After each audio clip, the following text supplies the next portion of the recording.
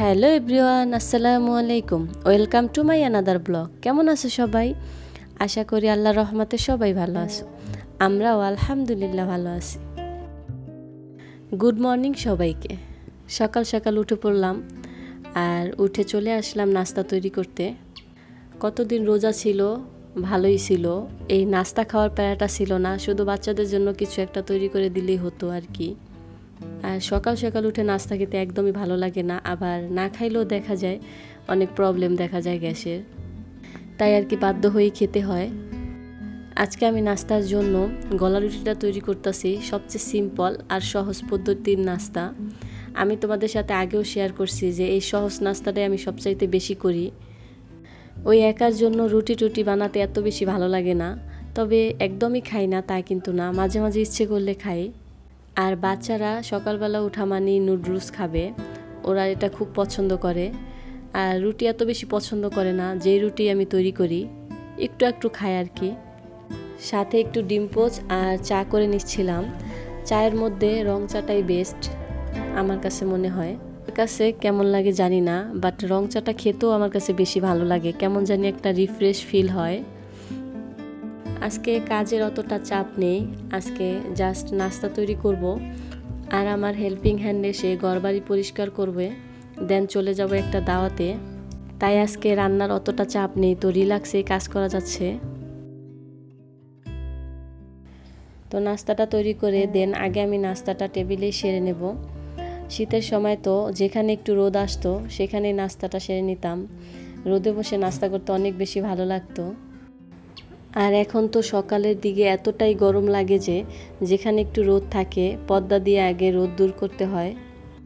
এখন যেহেতু প্রচুর গরম, তাই এখন রোদ গায়ে লাগলে অনেক বেশি গরম লাগে।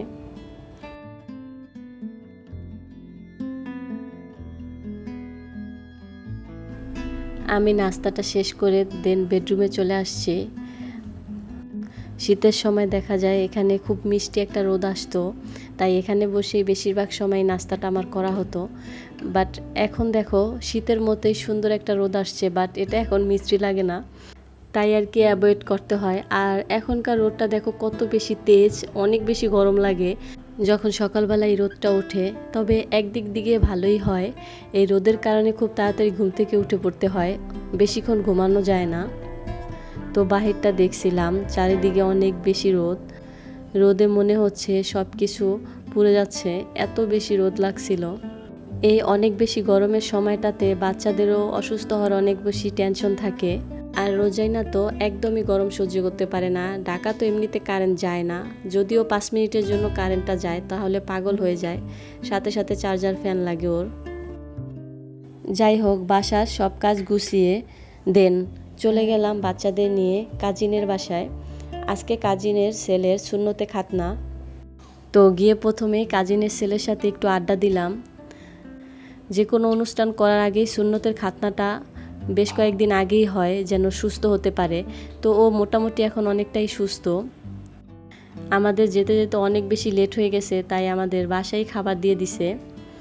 সবাই খাওয়া দাওয়া করে চলে গেছে, দেন আমরা গেছি। আসলে যে কোনো জায়গায় হোক না কেন যেতে যেতে কেন জানি লেট হয়ে যায় বাচ্চাদের নিয়ে, তাই আর কি সবার সাথে দেখা হয়নি। ওরা তো অনেক বেশি আয়োজন করছিল, বাইরে খাওয়ার ব্যবস্থাও ছিল, এর মধ্যে ছিল বিরিয়ানি, জর্দা আর পানীয় ব্যবস্থা, এই আর কি। তো আমাদের যেতে যেহেতু বিকেল হয়ে গেছে, আর খাওয়া দাওয়া শেষ করে বের হয়ে দেখলাম ওদের বাসাটা খুব সুন্দর একটা প্লেসে। আমার কাজিনদের নিজস্ব বাসা, আর বাসার পাশেই কিন্তু নদী, আর নদীর পাশ দিয়েই কিন্তু বেড়িবাঁধ হচ্ছে, এই জন্য আরও বেশি সুন্দর লাগে। আর বাসা থেকে বেড়িবাঁধের উপর যাওয়ার জন্য সিঁড়ির ব্যবস্থাও করে রাখছে ওরা, তো সেখানে গিয়ে হাঁটাহাঁটি করলাম বাচ্চাদের নিয়ে। তবে বেড়িবাঁধ পুরোপুরি কমপ্লিট না হওয়ার কারণে একটু রিস্ক ছিল, বাচ্চাদের নিয়ে হাঁটাহাঁটি করতে পারছিলাম না, আর একা তো ছাড়াই যাচ্ছিল না। তবে বেড়িবাঁধে যাওয়ার পর ওরা বারবারই চাচ্ছিল যে একা একা হাঁটতে, কারণ বাচ্চারা কিন্তু একটু খোলামেলা জায়গা পছন্দ করে। এটা যখন পুরো কমপ্লিট হবে তখন কিন্তু দেখতে অনেক বেশি সুন্দর লাগবে, তখন বাচ্চারা নিজের ইচ্ছে মতো ঘোরাঘুরি করতে পারবে। আজকের ব্লগটি এই পর্যন্তই, দেখা হবে পরবর্তী কোনো ভিডিওতে। আল্লাহ হাফেজ।